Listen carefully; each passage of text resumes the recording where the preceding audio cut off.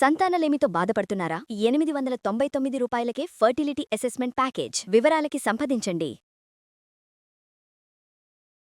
నమస్తే అమ్మా. నమస్తే అమ్మా. మకర సంక్రాంతి శుభాకాంక్షలు మీ అందరికీనమ్మా. ఎక్కడెక్కడైతే తెలుగు వాళ్ళు ఉండి సంక్రాంతి జరుపుకుంటున్నారో వాళ్ళందరికీ, మీ సిబ్బందికి, యాజమాన్యానికి, అందరి ప్రేక్షకులకి అందరికీ మకర సంక్రాంతి శుభాకాంక్షలు. సో సంక్రాంతి అంటే చాలా కోలాహలంగా ఆనందోత్సవాలతో చేసుకునే పండగ కదా. అవునమ్మా. సో ముఖ్యంగా ఈ రోజు మేము చేయవలసిన పనులు, ఈ రోజు విశిష్టత గురించి ఒక్కసారి మన పిల్లలకి, పెద్దలకి, అందరికి కూడా గుర్తు చేద్దాం మన ద్వారా. మకర సంక్రాంతి అంటే సూర్యుడు మకర రాశిని సంక్రమించే రోజు, అంటే పొందుట, మకర రాశిలో ప్రవేశించిన రోజు. ఎప్పుడైతే సూర్యుడు మకర రాశిలో ప్రవేశిస్తాడో అప్పటి నుంచి సూర్యుడి యొక్క గమనం దక్షిణం నుండి ఉత్తరం వైపుకు వస్తుంది. కనుక ఉత్తరం అనే పదంలోనే శ్రేష్టమని అర్థం కదా.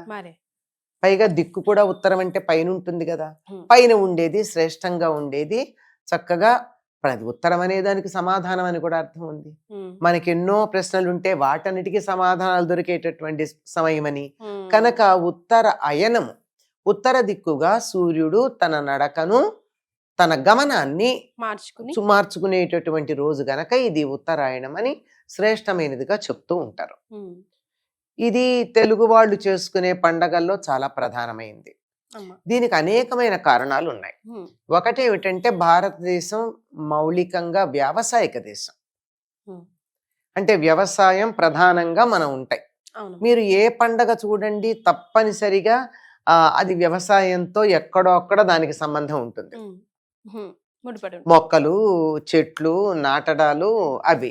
ఇప్పటికేమవుతుంది, పంటలు ఇంటికి వస్తాయి, కాస్త ఊపిరి సలపడానికి వీలుగా ఉంటుంది రైతులకి. అప్పటిదాకా రాత్రి పగలు అనేది తేడా లేకుండా చాలా శ్రమ పడతారు. ఇప్పుడైతే మనకంత తెలియట్లేదు, కానీ మా చిన్నతనాల్లో మేము చూసేవాళ్ళం. ఈ నెల పట్టినప్పటి నుంచి, అంటే ధనుర్మాసం వచ్చినప్పటి నుంచి అసలు సగం మంది మగవాళ్ళు ఇళ్లలోనే పడుకునేవాళ్ళు కాదు. పొలాల్లో కుప్పల దగ్గర కాపలా పడుకుని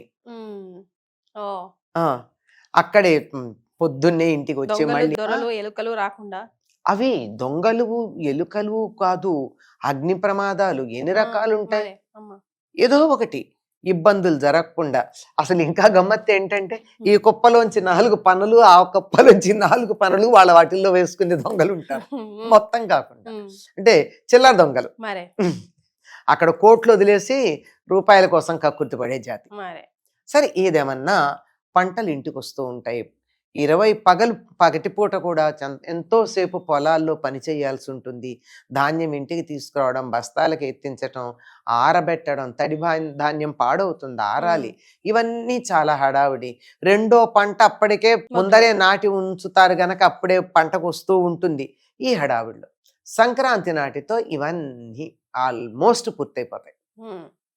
కనుక వేడుకగా చేసుకుంటారు. చేతి నిండా ధాన్యం ఉంటుంది. పొలాలు ఉన్న వాళ్లే కాదు, పొలాలు లేని వాళ్ళకు కూడా ధాన్యం ఉంటుంది. ఎందుకంటే పూర్వకాలం ఏదైనా సరే, పిల్లలు రేగుపళ్ళు వచ్చాయనుకో, చాటలో ఇన్ని బియ్యం తీసుకెళ్లి ఆ రేగుపళ్ళ బండి వాడికి ఇస్తే వాడు ఇన్ని రేగుపళ్ళు ఇచ్చేవాడు, వాడికి ధాన్యం. గుమ్మాల్లోకి వచ్చినటువంటి వాళ్ళకి దోసిళ్లతో పోసే రోజులు కావు, అది చాటలతోనో కుంచాలతోనో పోసేవాళ్ళు. అట్లా ధాన్యం చేతి నిండా ఉంది కదా, ఇవ్వడానికి సంతోషంగా ఉంటుంది, అలా ఇవ్వడం.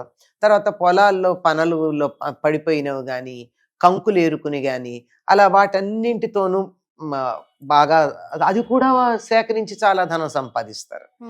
ఆ కుప్పల దగ్గరికి వెళ్ళి ఎవరడిగినా ఆ కుప్పల ధాన్యం నూరుస్తున్న వాళ్ళు ఓ చాటతో వాళ్ళకింత పోస్తారు. ఇట్లా అందరి దగ్గర ఎంతో అంత, అసలు మాకు లేదు అనేటటువంటి వాళ్ళు ఎవరు ఉండరమ్మా. అందువల్ల ఈ పండగ చాలా వేడుకగా జరుపుకుంటారు. ఈ జరుపుకోవడంలో ఈ రోజు నుంచి సూర్యుడు ఉత్తరాయణంలో ప్రవేశిస్తాడేమో, ఇది పుణ్యకాలము అన్నారు. ప్రతి నెల కూడా సూర్యుడు ఒక రాశి నుంచి మరొక రాశిలోకి పెడతాడు. కానీ దీన్ని మాత్రం రెండింటినే మనం పుణ్యకాలం అంటాం. ఒకటి దక్షిణాయన పుణ్యకాలం, ఒకటి ఉత్తరాయణ పుణ్యకాలం. అంటే ఆ రాశిలో ప్రవేశించినప్పుడు సూర్యుడి యొక్క గతి మారుతూ ఉంటుంది. మరి అప్పుడు సేమ్ డేట్స్ ఎందుకు రావమ్మా ఎవ్రీ ఇయర్? అదే కదా, డేట్స్ ఎందుకు రావు, సేమ్ తేదీలు వస్తున్నాయి. ఆల్మోస్ట్ తేదీలు ఒకటే, తిథులు మారతాయి. మనం భారతీయులకి విశాలమైనటువంటి దృక్పథం అమ్మ. మేము ఇది మాత్రమే పాటిస్తాం, ఇంకోటి మాకు అక్కర్లేదు అనేటటువంటి మూర్ఖత్వం లేదు, మొండితనం లేదు. కొన్నింటినేమో చాంద్రమానాన్ని బట్టి అనుసరిస్తాం, కొన్నింటిని సౌరమానాన్ని బట్టి అనుసరిస్తాం. ఇప్పుడు విషువులు కానీ అయనాలు కానీ ఇవన్నీ సూర్యుడికి సంబంధించినవి గనక సౌరమానాన్ని అనుసరించి సూర్యుడు ఎప్పుడు ఏ రాశిలో ప్రవేశిస్తాడో వాటిని పరిగణనలోకి తీసుకుంటాం. తిథులతో పూర్ణిమలు, అమావాస్యలు ఇత్యాదులన్నీ చాంద్రమానాన్ని అనుసరించి చూస్తాం. ఈ రెండింటినీ సమన్వయం చేసుకుంటున్నాం. సమన్వయం చేసుకుంటూ తప్పనిసరిగా ఆ సూర్యుడికి సంబంధించినటువంటి విశేషం గనక సూర్యుడు రాసులు మారేదే పరిగణనలోకి తీసుకుంటాం. అందువల్ల ప్రతి సంవత్సరం జనవరి 14 గాని 15 గాని వస్తుంది. ఈ సంవత్సరం అమ్మా, ఈ సంవత్సరం 15 అని అంటున్నారు. So according to TTD calendar అయితే టీటీడీ నుంచి 15వ తారీఖు అని చెప్పారు. ఎందుకంటే డిసెంబర్ 16 సాయంకాలం ధనుసు రాశిలో ప్రవేశించాడు సూర్యుడు. అక్కడి నుంచి లెక్క వేసుకుని కనుక వచ్చినట్టయితే 30 రోజులకి అక్కడికి వస్తుంది. సో అమ్మ, ముఖ్యంగా సంక్రాంతి పూట దాన ధర్మాలు చేస్తే, ముఖ్యంగా దానం ఎలాగో చేస్తూ ఉంటాం అనుకోండి, చాలా మంచిది అంటారు. లభించే పుణ్యం అంతా ఇంత కాదు అంటారు. ఏమేం చేయాలంటారు? దీనికి కారణం కూడా ఒకటి ఉందమ్మా.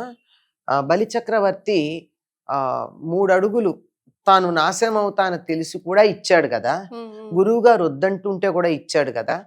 మరి దానికి ఫలితంగా శ్రీ మహావిష్ణువు అతడికి భూమండలాన్ని 3 రోజులు పరిపాలించుకునే అధికారం ఇచ్చాడు. కొంతమంది ఏమో ఏమని చెప్తారంటే నరక చతుర్దశి, దీపావళి, తర్వాత బలిపాడ్యమి, ఈ 3 రోజులు అని చెప్తారు. కానీ మన వాళ్ళ విశ్వాసం ఏమిటంటే, ఓణం దగ్గర అనుకునే వాళ్ళు కేరళ ప్రాంతం వాళ్ళు ఓణం అనుకుంటారు. మనకి లెక్క ఏమిటంటే ఈ 3 రోజులు భోగి, సంక్రాంతి, కనుము, ఈ 3 రోజులు భూమిని బలిచక్రవర్తి పరిపాలన చేస్తాడు అని. బలిచక్రవర్తి దేనికి ప్రసిద్ధి? దానానికి ప్రసిద్ధి. కనుక బలిచక్రవర్తికి ప్రీతి కలగాలంటే ఏం చెయ్యాలి? విస్తృతంగా దానాలు చేయాలి. కనుక ఆయన పరిపాలన చేసేటటువంటి సమయంలో దానం చేయడం అనేది చాలా ప్రాధాన్యాన్ని సంతరించుకుంటుంది. పైగా ఇదేమో ప్రతి సంక్రమణానికి కూడా పితృతర్పణాలు ఇవ్వడమును దానాలు చేయడం మంచిదంటారు. అందులో ఇది మరీ ఎక్కువ అన్నమాట. ఎందుకంటే పితృదేవతలు ఇంకా వెళ్ళిపోతారు పైకి.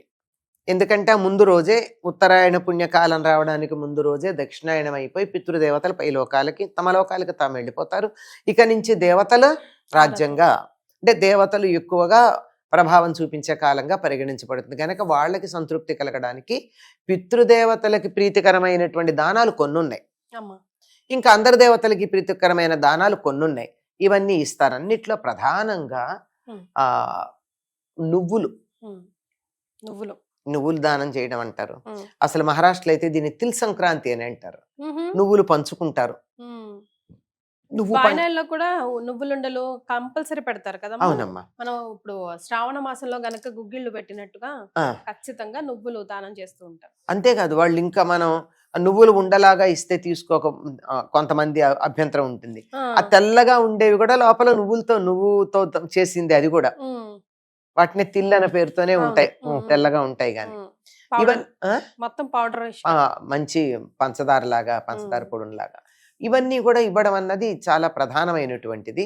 ఎందుకు అంటే ఇది పీడ సంబంధమైన రోజులు వెళ్ళిపోయాయి.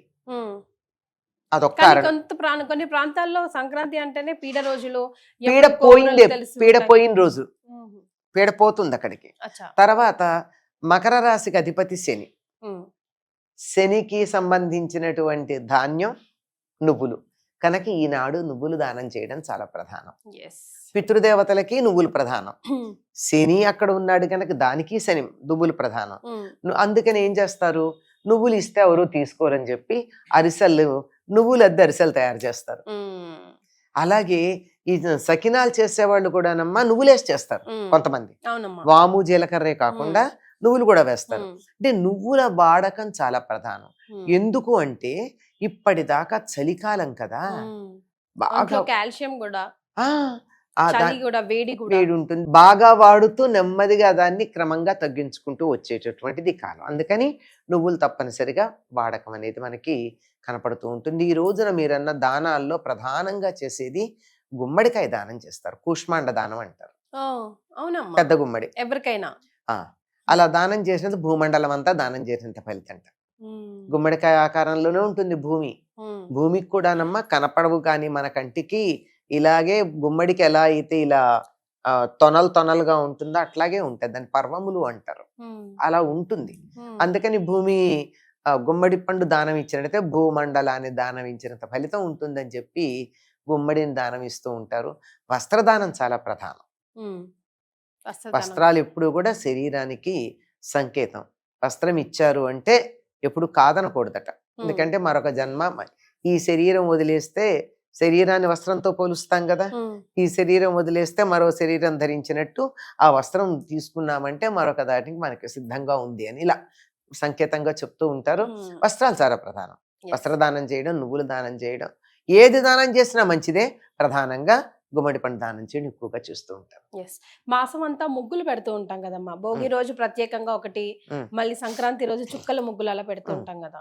సో దానికి ప్రత్యేకత ఉందమ్మా. భోగి నాడు స్వర్గద్వారాలు మూసుకున్నట్టే ఉంటాయి. అంటే ఇట్లా నలుచదరంగా గదులేసి, గడులు, ఈ గడులు ఇవన్నీ గదులు, స్వర్గంలో ఉన్న గదులు అనమాట. ఇవన్నీ ఒకదాంతో ఒకటి వెళ్ళేది కలుపుకుంటూ పెడతాం గాని మా మధ్యలో తలుపులు తెరిచుండవు. ఇదే ముగ్గు సంక్రాంతి నాడు తెరిచినట్టుంటాయి, అంటే స్వర్గద్వారాలు తెరుచుకున్నాయని. అంతేకాదు సంక్రాంతి భోగి నాడు రథం ముగ్గేస్తారు. ఆ రథం ఇంట్లోకి వస్తున్నట్టుగా వేస్తారు. సంక్రాంతి మామూలుగా వేస్తారు. సంక్రాంతి నాడు ఇంట్లోకి వస్తున్నట్టుగా వేస్తారు అదే ముగ్గుని. అదే కనుము నాడు బయటకు వెళ్తున్నట్టుగా వేస్తారు. అంటే ఏమిటి రథం ముగ్గేయడం లెక్క అంటే సూర్య సంచారం గతి మారుతోంది అని తెలియచెప్పడం. ఇప్పుడు సూర్యుడికి సంబంధించిన పండగను మనం ఏమంటున్నాం, రథసప్తమి అంటున్నాం గాని సూర్య సప్తమి అంటలేదు కదా. మరి రథసప్తమి అంటున్నాం అంటే రథానికే ప్రాధాన్యం ఉంది కనుక రథం వేసామంటే సూర్యుడు అని అర్థం. కనుక ఆ రథం ఇంట్లోకి వచ్చేటట్టు బయటకు వచ్చేట్టు వేసి అంతరిక్షంలో జరిగేటటువంటి ఖగోళ విన్యాసాలన్నీ కూడా మనం పిల్లలకి ముగ్గుల ద్వారా తెలియజెప్పేటటువంటి గొప్ప సంస్కృతి మనది. అంటే ప్రాక్టికల్ గా చెప్తే ఈజీగా అర్థమైపోతుంది, ఎప్పటికీ గుర్తుండిపోతుంది కదమ్మా. అందుకని ముగ్గులేసి చెప్పేస్తాం. ఇవాళ ముగ్గు వేయాలంతే. ఎందుకు వేయాలని ఎప్పుడప్పుడు ఎవరో ఒకళ్ళు అడుగుతారు. అప్పుడు ఆలోచిస్తారు, ఎందుకు వేయాలి ఇవాళ రథం ముగ్గు ఎందుకు వేస్తున్నాం అని. రైట్. సో సంక్రాంతి పండుగ రోజు మనం తప్పకుండా చేయాల్సిన పనులు, వేసుకోవాల్సిన ముగ్గులు, చేయవలసిన దాన ధర్మాలు అన్ని, ఒకవేళ భోగి పళ్ళు ఏ కారణంగా అన్నా ముందు రోజు పోసుకోకపోతే ఈ రోజు పోసుకుంటారు. పేరెంట్ మరి అందరి ఇళ్లలోనూ ఉంటుంది కదా బొమ్మలు పెడితే. నిన్న కొంతమంది ఇళ్లలో, ఇవాళ కొంతమంది ఇళ్లలో అలా సర్దుకుని పెట్టుకోవడాలు కూడా ఉంటాయి. అమ్మ 3 రోజులు కూడా తలంటు పోసుకోవాలి, అభ్యంగన స్నానం లేదమ్మా. అభ్యంగన స్నానం భోగి నాడే. సంక్రాంతి నాడు అసలు తల మీద నీళ్లు పోసుకోవాల్సిన పని లేదు. పిల్లలు ఎవరును పెద్దవాళ్ళు పోసుకుంటారు, ఒట్టి నీళ్లు పోసుకుంటారు. పితృదేవతలకు సంబంధించింది కదా. పితృదేవతలకు సంబంధించిన కార్యాలు చేసేటప్పుడు తలకి నూనె పెట్టుకుని చేసుకోరుగా, ఊరికే చేసుకుంటారు. చాలా సంతోషం అమ్మా, ధన్యవాదాలు.